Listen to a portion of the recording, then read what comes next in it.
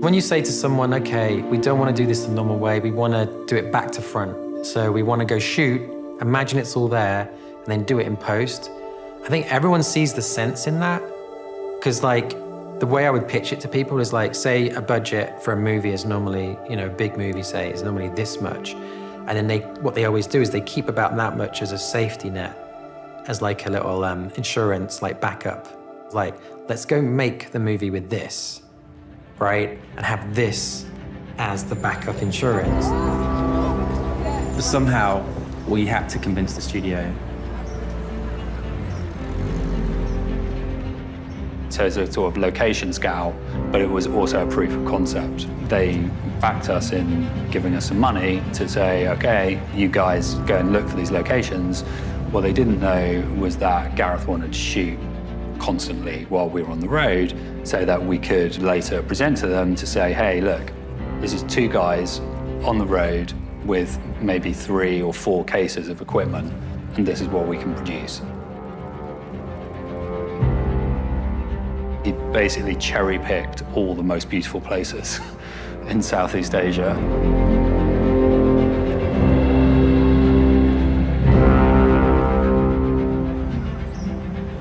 I mean, it's absolutely mind-blowing and simultaneously incredibly hard work because Gareth, who is, you know, a workaholic, wanted to shoot every single dawn, every single dusk.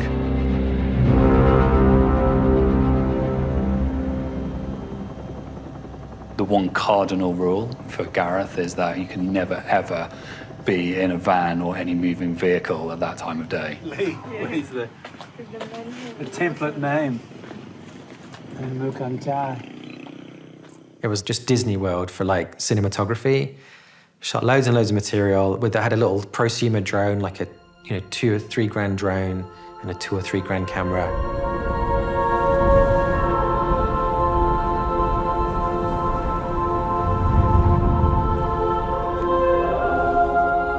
We went on this crazy shoot, me and Jim, for about a month.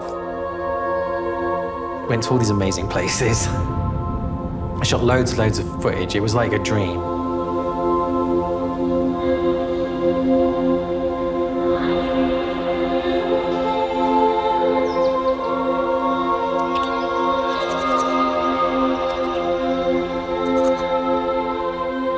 It wasn't a story or anything, but made this sort of textural piece that was about 8 minutes long. Just look at the distance, and there's ship, little light or ships coming into land. And then we start to hear the city like, and then went to ILM, showed them it, and said, look, please, please, please, this will help get the film greenlit. Can we try and prove that this methodology works? Suddenly we just had this huge landscape, but with these kind of interesting faces and characters in it as well.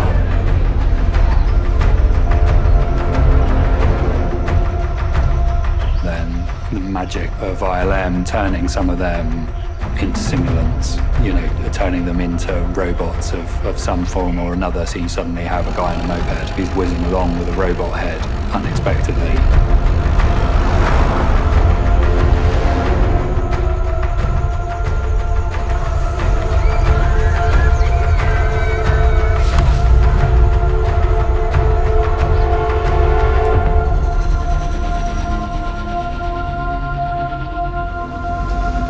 In terms of the studio, it had the right reaction, shall we say.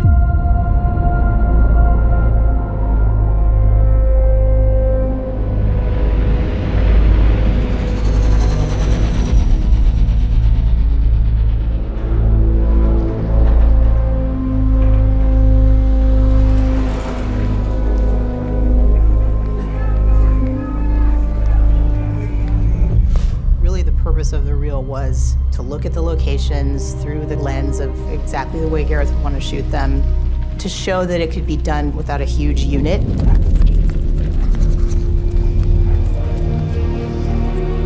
And I think also to demonstrate how the robots and AI characters in the story would look and feel, and how they would be seamlessly interwoven into these beautiful, real settings. What happens in a normal movie, is say you've got a futuristic city. What happens is they build the whole city in 3D because they're paranoid that the director is going to change their mind and want to see it over here or then suddenly see something different. So he built the whole thing as for a safety net, you know, and it was like, no safety net. Like, we know it's this shot. We're never going to see it from any other angle. We're going to paint what that city looks like. And then if you just go in and make it look real as a painting and then project it onto simple 3D, so it's just got a bit of parallax, so there's a bit of three-dimensionality to it. Like, that would be good enough, that'll work. And you can feel like, you know, like, we don't, there's like a big resistance because it's not how movies are made. Like, it's like a cheap thing to do. But I think it's a better result.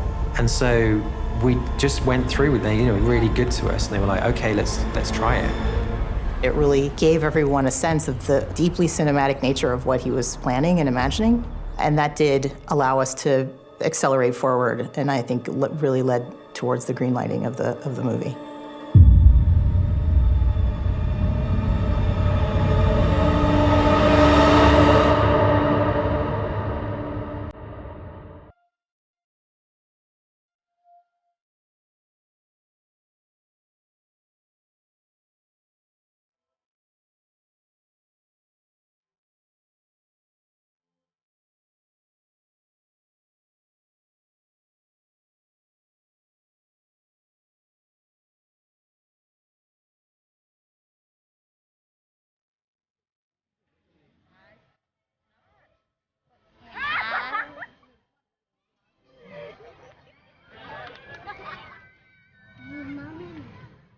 We really went for broke. We really went to the Himalayas. We really went to Indonesia and Japan and Cambodia and Thailand and did these massive, crazy spectacle set pieces.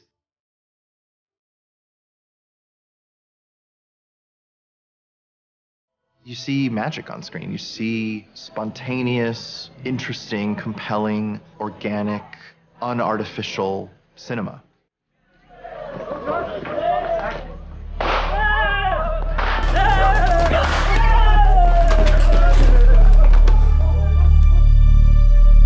It could not be, and it did not want to be, too polished. It was critical that it landed in that world of believability and connection with the audience.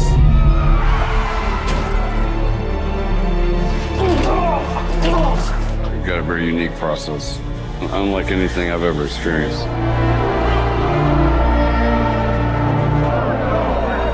There's already way too many shitty movies, and we need more films that feel lived in and raw and human.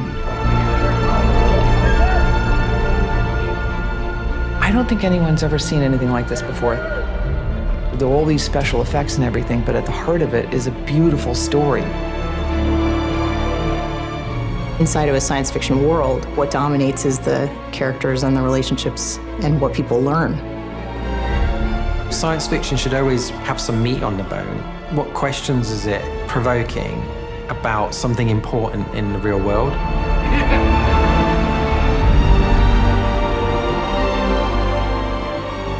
It is really exciting to think that you could approach movie making in a completely different way.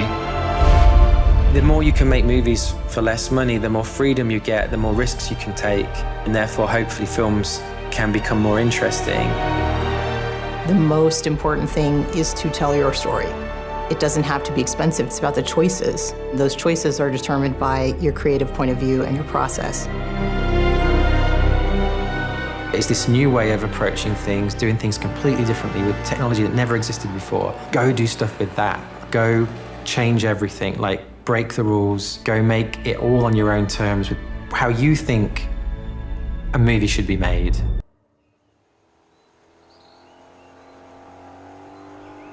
Early on, it was like, okay, we're going to shoot in all these different countries. And then because of the pandemic, it kind of really hurt the ability to do that. And so we picked Thailand as our hub because, you know, firstly, they have amazing crews there that can work with us, but also it's quite an amazing country in terms of the diversity of locations that you can find. The idea was, okay, let's not go with a big crew. let's just go to these amazing places, just take the actors with us and the minimum people possible, shoot this stuff, and then paint over that frame with the science fiction element. So everyone is running, and probably as part of this at the start. I don't know if we have any civilians or anything. We do have civilians. Feeling a bit of flow of people running across the bridge. It's like, come on, come on, come on, right? And then suddenly they'll be like, missile, missile, missile, like, right? And the civilians who are running, everybody like stops and looks like, oh shit, right? And we think, oh no. The missiles go up in the air and then they come down and they bounce on the bridge and in the boats. And then they just go, they don't explode, they just release lots and lots of smoke. Like, oh shit. It was a beautiful thing to be stood on a real bridge in a real location with real people. Like, the only thing you had to imagine was that guy was going to be a robot, not a guy. And you sort of realize that people aren't ever really seeing the film that you're seeing in your head whilst you're filming. I think one of the strongest elements of the way that he shot this movie was that there's a realism and a naturalism that comes through with not putting someone in the gray pajamas, not putting someone against green screen. Okay.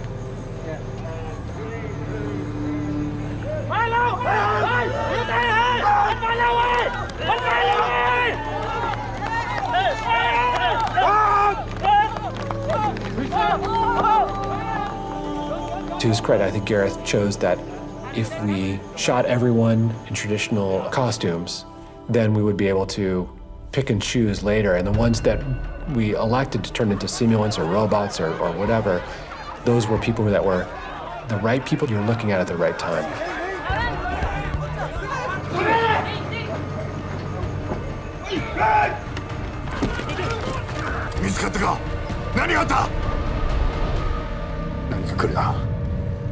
Come back. When you look at a film that's going to be driven digitally, rather than building sets, it's going to be more like painting over footage, then you really want a production designer who is at their heart a concept artist, like a great concept artist. So, skin, different levels of skin, different widths or depths. For me as a designer, that's where I really find the real excitement of the project, being able to almost experiment in a lab kind of thing and kind of blow things up. And by doing that, you find little bits and pieces that you wouldn't have done had you just tried to stay like a single line. It was quite a process to nail the look of the simulants. And I did push it up to the last second, probably uncomfortably so, because, you know, once we locked into that look, the movie's gonna live and die based on your response to seeing Alfie and the other simulants.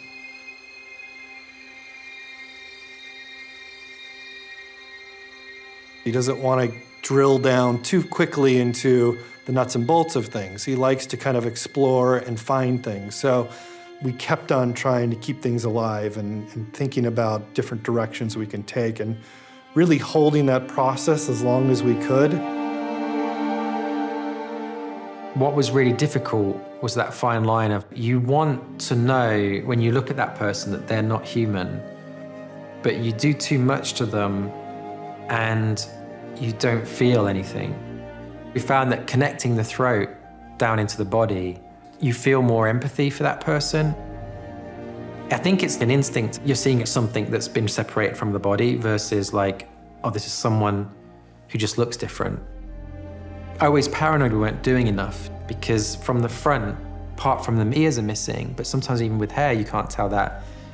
I get paranoid, like, God, should we push this more? But then you get a real reward when they turn to the side and you just go, whoa.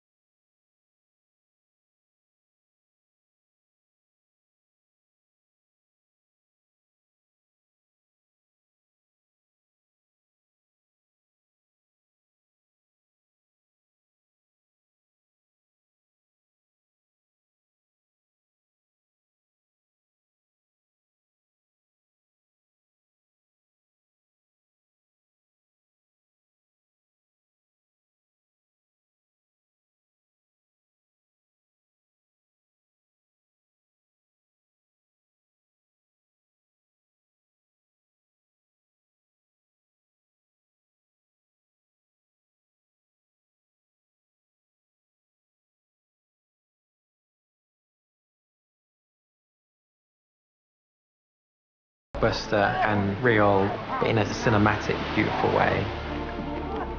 It's like the Holy Grail.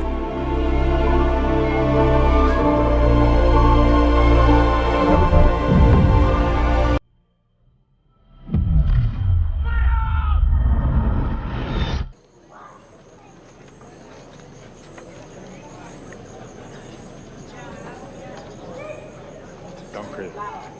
Don't grip. Don't touch it.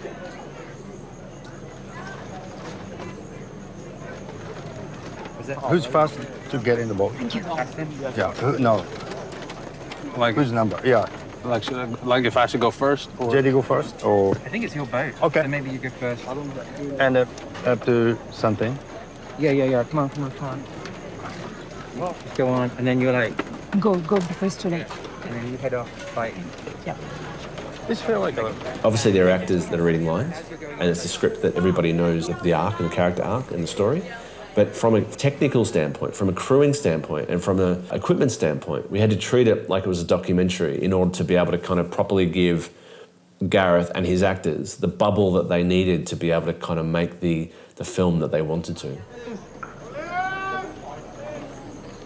And 3, 2, 1, action!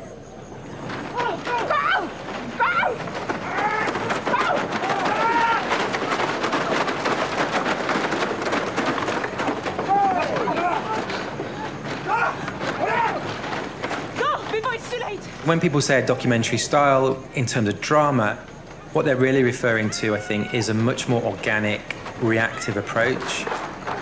If you're not operating and the actor suddenly moves, the person operating has to make a choice, but they're not the filmmaker, so they're trying to guess what the director would want. If that happened, does he just want me to pan, or does he want me to move around? And they've got to make the decision kind of in half a second, else they'll lose the shot.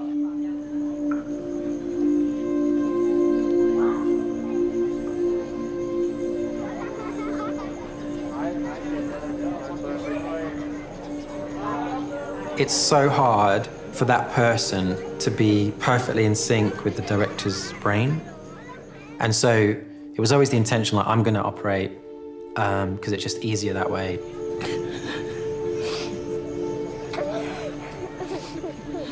Gareth sees the world through a viewfinder, through that lens. It was like, why wouldn't he operate the whole film if that was going to give him the best result? Because the idea was for it to be spontaneous, we didn't want to have a traditional shot list. We wanted him to be able to react to things. He's very good at finding good frames. He just has a natural instinct to that and good taste.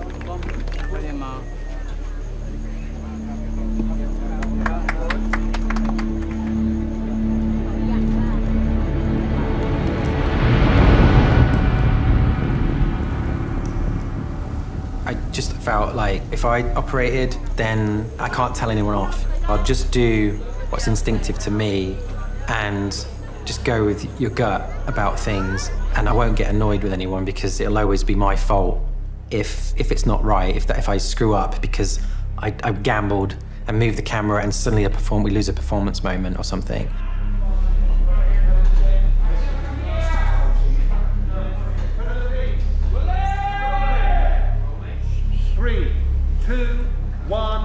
Action! Oh, hey!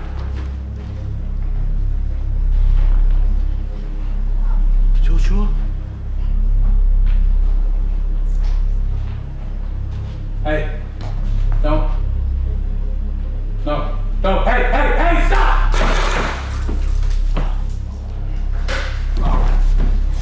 Shit! Taylor, we gotta move! Come on! Taylor, what the hell happened there, man? You went soft! Soft! Let's go! Very good, cut. Come on.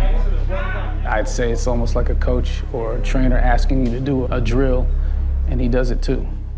It just felt like we were truly like in it together, literally, because we're in these holes or these weird spots, or he's literally, one time he was over me and like sweat dripping from him to my temple and on down. I was like, Jesus Christ, like we are in it now. I've been able to get the stench off since, so thanks.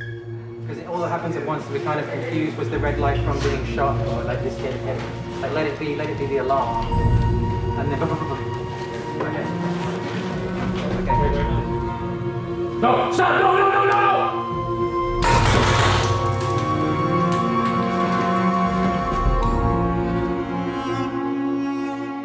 Gareth's style of shooting is very enjoyable for actors, I think, but difficult.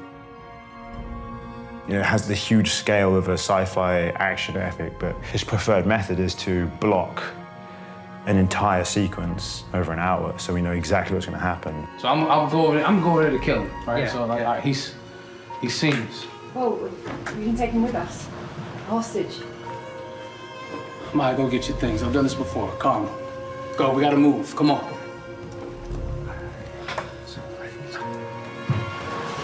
And then what you need to do, so everyone understands if you're going to kill him. You know, like they don't do that. Like they're going to want it to go back in their face. He's following our performances as opposed to making us serve a shot like a bag of meat. It feels like he's shooting a documentary and we're living this life. All right, another rehearsal, please. Here we go. Hostage. I've done this before. Calm. Ready? And action.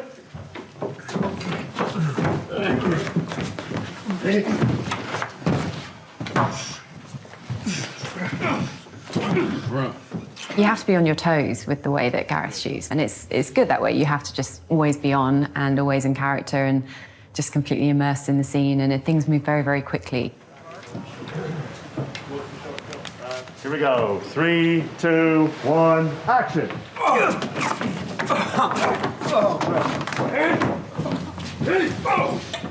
I relish the idea of just exploring spaces and moving around like that, not focusing too much on marks. Sort of getting rid of some of that stuff actually means that you can overstep and be more alive, and it's interesting. No, please. Oh, good. Go upstairs. All right, get your things. What the hell are you doing here, True? You gotta blow my cover. Lamont is not here. Ramada killed Maker.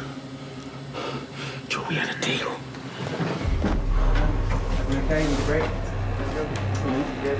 I'm totally good. We'll do a scene and we'll just go back to the beginning, start over, do it again, and he'll just keep filming and keep filming. We do it again and again and again and again and again and again from multiple different angles, often without cutting, often without resetting makeup and stuff.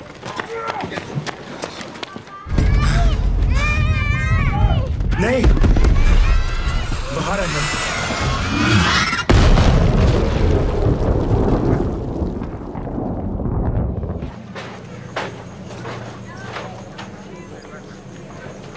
Stand behind me. Stand behind me. Stand behind me. I like the way you can roll into sarcasm straight when there's like the behind the scenes. Yeah, yes. And I'm like, he's like this all the time. Oh, okay, we're doing the sarcastic. It's a bit. It's a bit. It's not a bit. Come here. Before your head melts. But get behind me. Yeah. I don't want to see you in my eye line. Yeah. I'll talk to you, Gareth. Go, talk, go. All right, fine.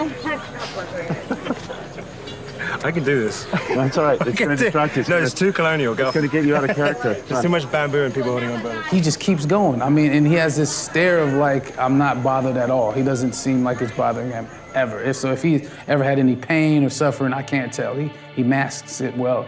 So that's encouraging to know too, like I can't be in pain if he's not.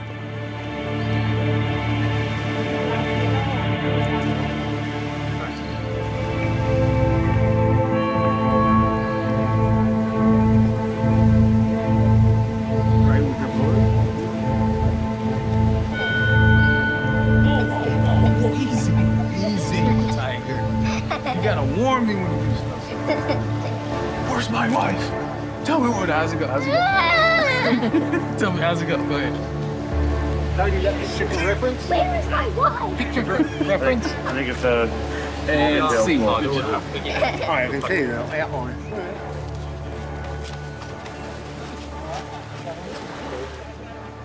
I remember doing one take, and at the end, Jordan, the boom operator, went, well, that was a record. And I went, what? And he's like, 25 minutes. And he was like, what? And he was like, you were filming for 25 minutes. And I was like, bullshit. Like, really? Like, to me, it felt like 3 minutes. All right, and the full play. Everyone. Action!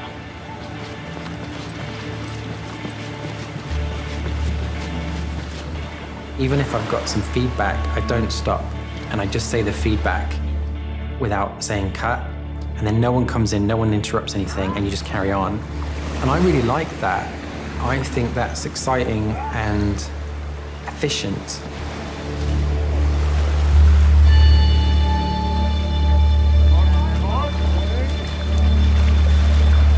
It's the worst experience of my life. I can't wait to go home. I'm just kidding. This is actually one of the best experiences I've ever had. Gareth, the Zen master, Phil Jackson himself, I mean, look where we are. I don't know if you can see right now, it's kind of dark, but, and the people here, this crew he's assembled. I mean, this never happens. Like, where everybody's just together, humble, you know, and at the ready, wanting to do this for the story. I never felt more comfortable. I mean, I'm in love with this process. I'm in love with his process. It's incredible. My body hates me, but that's okay. Small sacrifice. What happens is you get in the zone. I don't know what anyone else feels, but when I'm filming, I'm not there. I'm in the cinema, like 2 years from now, and I'm sat watching the movie, and as I'm sat watching it, every time I'm going, oh, do that, or go there, or have that, all the thoughts I'm having as an audience member in that cinema, I'm just trying to react to it and do whatever it is. So I'm in a trance, like I don't feel time, and the camera doesn't weigh a thing.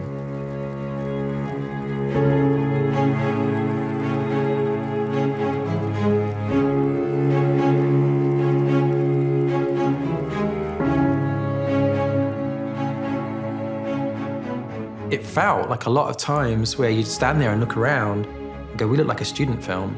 It looks like there's just 3 of us and this actor. And there wasn't. There was probably 100 people hidden around the corner. Someone like Gareth doesn't need all the bells and whistles. And in fact, I think subconsciously that stresses him. You know, I think subconsciously that kind of affects his ability to be free with the camera. So for me, the idea of starting from a place of small equipment, less people, it starts from Gareth and what he needs as a director to tell the story properly. The objective with the camera rigs was to create something that Gareth could handheld operate for extended periods of time without getting fatigued, but also with retaining as much control as possible and as much flexibility as possible. The stick gimbal, you're supposed to hold like a lollipop, and I hate it. And so I basically put it on its side, and so I could put it under my shoulder and hold it more like in a more ergonomic way, because then I could hold it all day long. Because holding something like this all day long is like holding a weight out in front of you.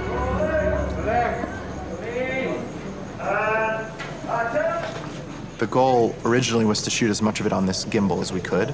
So we needed to be able to configure it so that while he was filming, if he was feeling that maybe this angle wasn't working very well, he could, while still in the middle of a take rolling, shift it down and then kind of reposition his grip in order to still be able to retain control over the gimbal.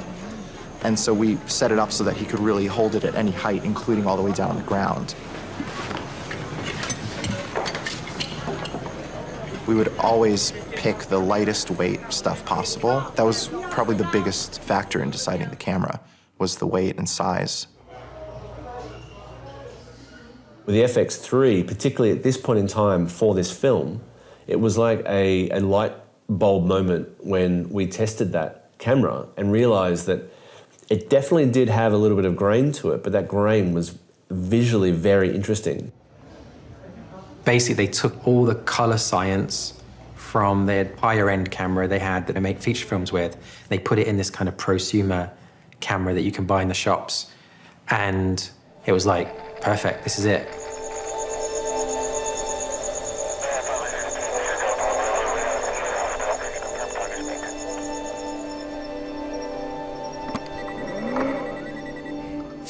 It sort of opened up the options for dusk shooting, for night shooting, for city shooting. It opened up a lot of options for us.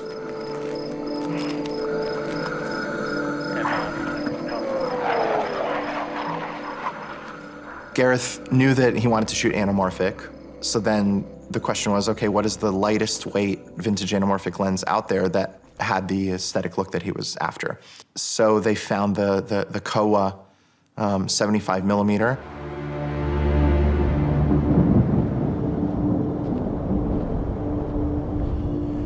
Basically, it's not perfect. If you look at the edges, it's not in focus and things like this, and I love that.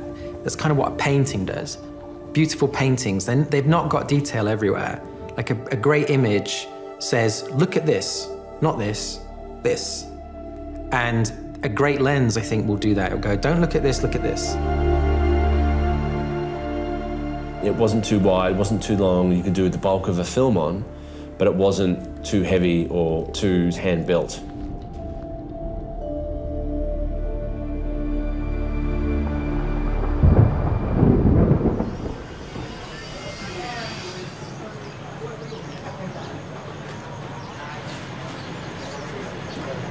Here, a little bit of tinker. Get up. Find stuff. I think the biggest philosophical guideline in terms of the visual approach to this film was around this idea of how do you make something artificial feel organic, or how do you make something staged feel spontaneous? And Greg and Gareth described it as this razor's edge that you're always chasing. And on one side of that edge is something that is too perfect and too artificial, too lit, too designed. And when you are on that side of the edge, when an image looks 100% perfect, it feels fake. But on the other side of that razor is uncurated, and it's just raw, rough. There's no beauty to it. And we still wanted the film to be beautiful and to look cinematic. So finding that razor's edge was the whole game of the shoot.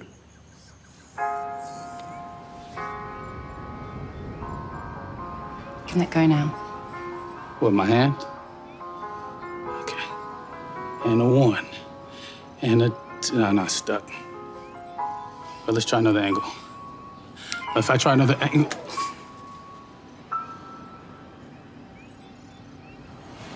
You're very good, guys. Well done. Okay, and cut.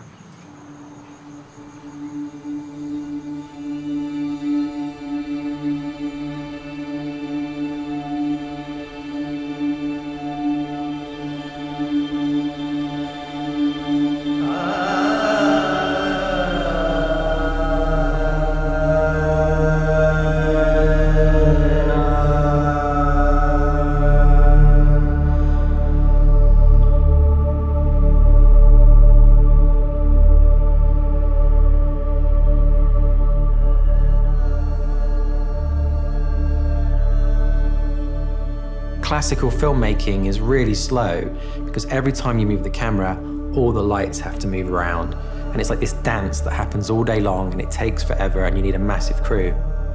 If we could walk into any location and not light anything and just shoot available light and found locations, we would.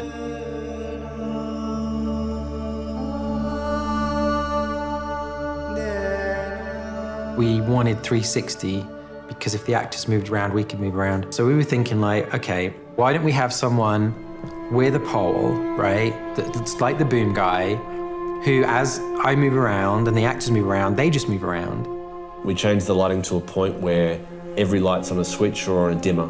We might pre-light a location so that everything goes back to a dimming board. It was great because it was instantly relit, you know, whatever you did. And it would like, and now it looks good. And now it looks good. It was important that the lighting represented an urban environment and not a film environment. If we can give the audience less and less reason to disbelieve and know the environment that they're in, I think the more success the visuals of the film will have.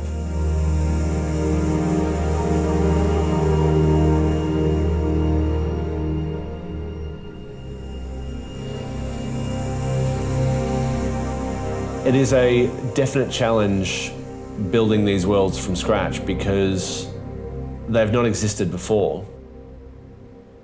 You're not making part of a franchise that has preceding stories or stories that exist after it. It's tough, but you know what's exciting about it is that you get to make it up and no one can tell you that you're wrong either.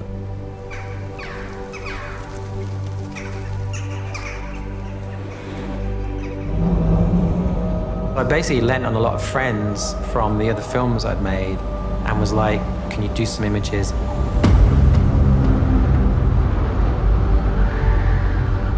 So all these images started to trickle in. And so I ended up with like, it's too many images.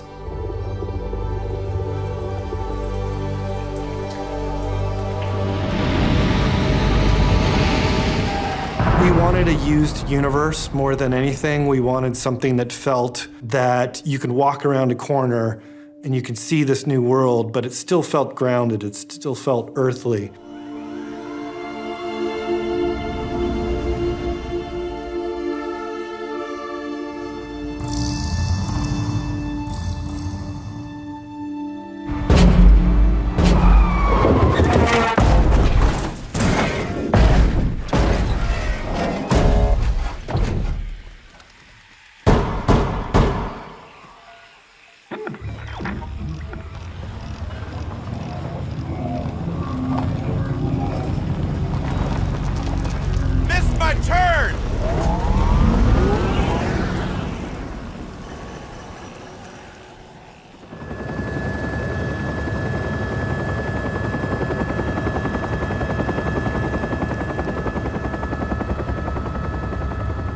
As it came towards the end of filming, I was like, oh, I'll do anything. I've got to hang on to dear life to do the other countries and just grab things. Even if it's just a day, I'll pay, I'll do anything. Like, just got to go for like a few days in each country. It'll pay dividends, it'll look amazing. But everything was winding down with production and everyone was being like, going off to other things. It's kind of going to be a new crew to some extent.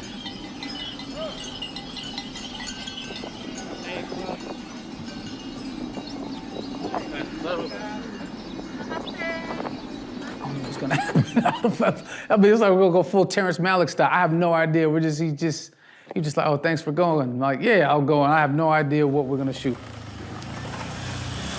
This is my first time going on a plate shoot. Jesus Christ, I have no idea. I'm very excited though.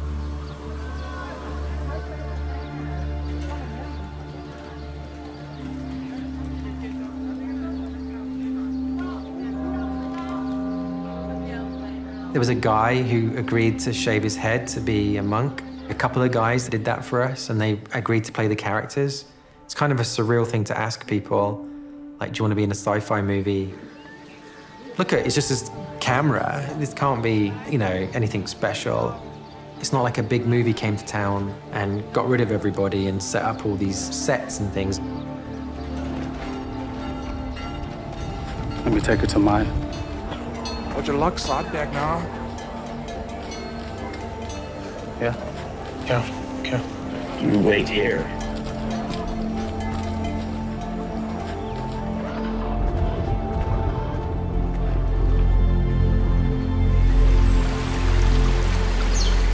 Mostly it was just find beautiful moments and beautiful things, and we will find maybe a place where they live in the movie. It was just the icing on the cake. And it was also fulfilling something in me where I really wanted this film to have that edge about it that feels real.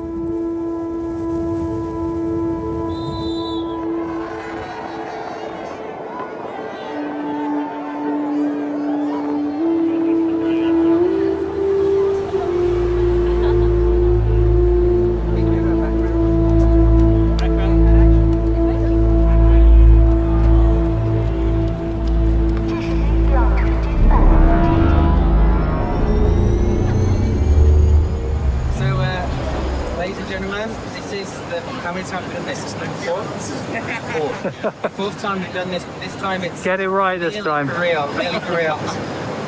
This is a picturette for the amazing human being who is John David Washington, aka Joshua.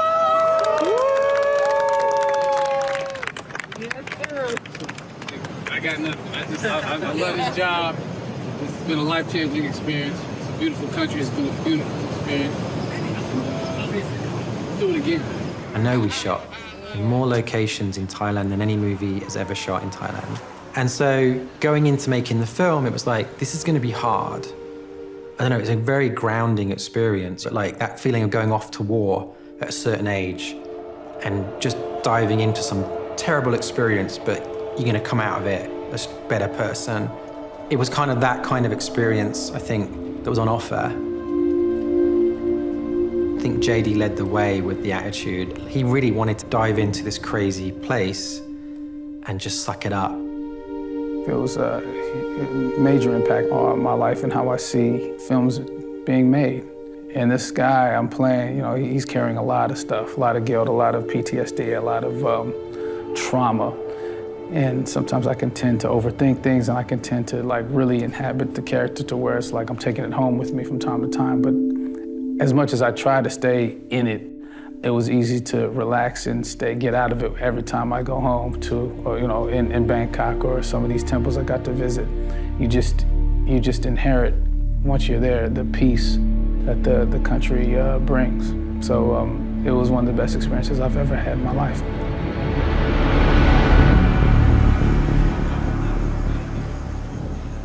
I look back now and I'm just like, can you imagine if we didn't have Madeline? Do you know what I mean? Like, can you imagine this movie without her?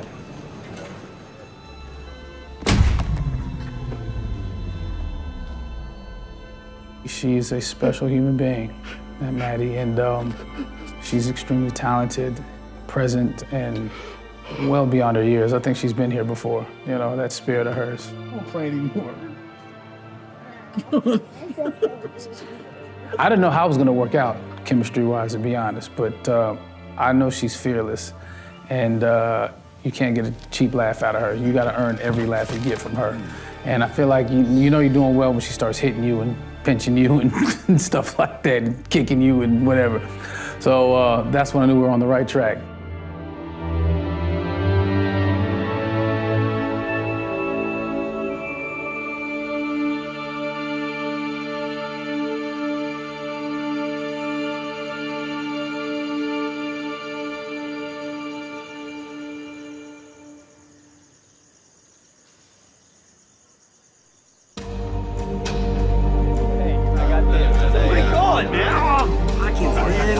As long as I kill her after.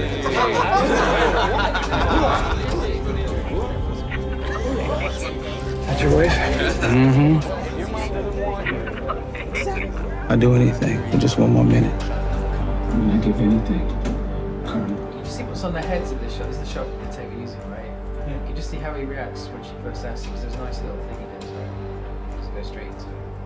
We have been so many places, and we shot for a long time as well. And so sort of just the editing itself is a feat. What happens when you make a film is whilst you're filming, back home the editor is doing what's called an assembly. They just kind of put it together as the script said, and then you spend the next 6 months or year finessing and refining and making that edit the best it can be. But that initial assembly was like nearly 5 hours long.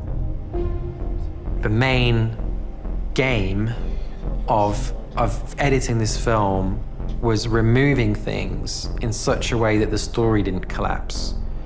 And so it's like trying like a game of Jenga where you're pulling pieces out. Does it still make sense? Does it still work? And it's just been quite a difficult exercise to get it down to 2 hours. I was very lucky I got to work with one of my heroes, Hank Corwin and Scott Morris, who shaped the film over a marathon 10 months period. It was a kind of monumental effort.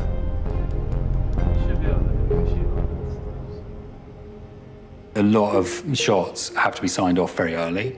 The key part of the process is being able to say, these are the shots I'm committing to. I know 100% these shots are going to be in the movie.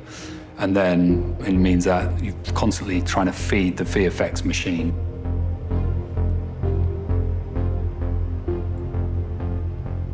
Oh, there's a lot of visual effects in this film. I think in total we're somewhere around 1,800 Every plate footage of an environment you see is probably going to be modified in one way or the other. Every main character that is a simulant is also modified with their headgear. The amount we're trying to get through is certainly quite daunting, especially when we want to make sure we're being sympathetic and buying into this whole design aesthetic and getting it looking wonderful.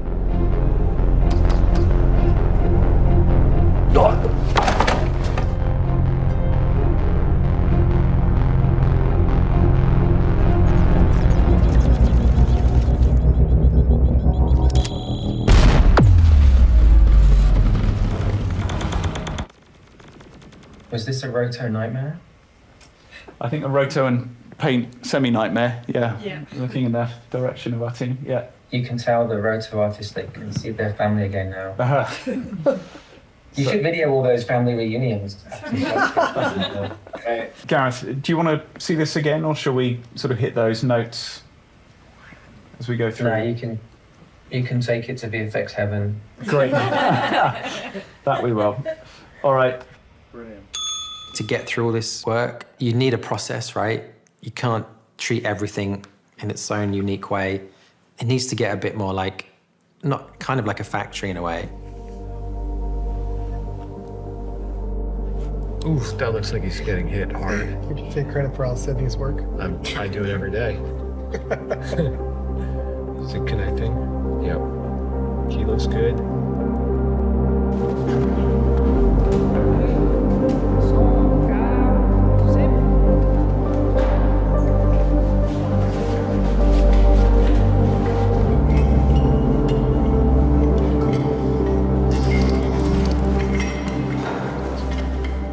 Okay, just a couple of little tech things and then call it good, yeah? Awesome. Next. That was the two I loaded. Oh, that's it? All right, that's the end of our scene, I guess. All right. All of these tasks are difficult and time-consuming and require hours of care. It's an artist-forward passion project. What's kind of fun is that Gareth had a bit more flexibility by perhaps not using the heaviest camera rigs, which I think really helped in terms of capturing some of these great angles. And there's plenty of grain in the image. The lens kit is perhaps not the most precise, but there's personality in there. Technically, it's a hard job to do from a visual effects standpoint. It's a really tough job to take a camera at a high ISO that might be a little bit noisy, that's been shot with a little bit more reckless abandon, and I say that in a positive way, than most films, and to take the visual effects work on that and embrace it and run with it. I think they've done an amazing job.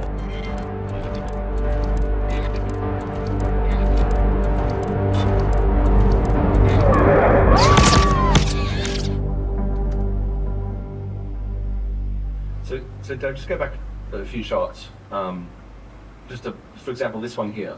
Is I wouldn't necessarily light that side up because it's too bright there. I'd lift this part up. I'd keep that where it was, then just lift that. Again, knowing that instantly what the focus of the shot is her, right? So I would keep up there where it was. Yeah, we're gonna lift her up a little bit. Yeah. The most important thing about the grade is that we achieved this vintage, sort of retro film look to the movie and to feel like a 1970s film. A big part of the aesthetic conversations that Greg, Gareth, and I were having early on was how do you make something artificial feel organic with digital technology? And there's all these plugins and post processes that you can do digitally in order to achieve similar goals. Like you can add film grain and add dirt on the image and halation and all these other aesthetic elements of celluloid that people like. The end result will be really cool.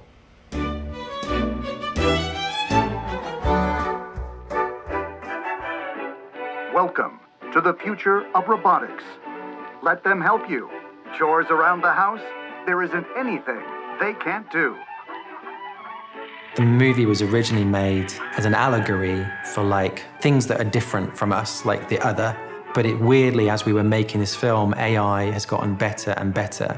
And it feels like we're at that tipping point now where it's here. The Pandora's box has been opened. We have given independent thought and life to robots by studying the human brain It was not as prevalent when Gareth wrote the script, and certainly when we were filming, as it is now 1 year later. But as the film's coming out, it's sort of dovetailing into this really interesting, broader conversation about AI and the future of that technology that I think is really interesting too.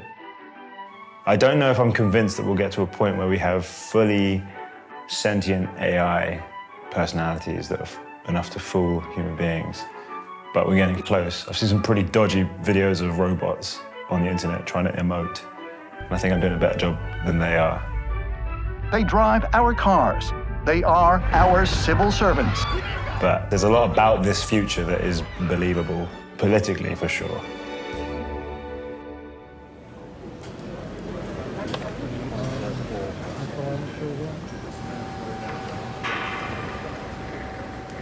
Just really like the idea of a character that gets thrown into a situation and through their journey to get home, sees it from the other perspective. Imagine you had a massive prejudice against a certain group, and then you get thrown into the midst of that group and have to live with them or get out of there, like find a way out alive. How does that change you? Like, what do you witness? What goes on there that affects your prejudice against those people? The importance of empathy is emphasized, but it doesn't force it upon you. In this case, you know, you see these characters that you can empathize with, but you can also judge. There's equal opportunities to do both with these characters, and it's not as simple as I side with this person, I side with that person. As an audience member, I think this film will challenge how you empathize with something or with someone. No! Don't! It's okay. It's okay. I'm going to heaven. No! I'll meet you there. No! No! I'm going because of you. I don't want you to go.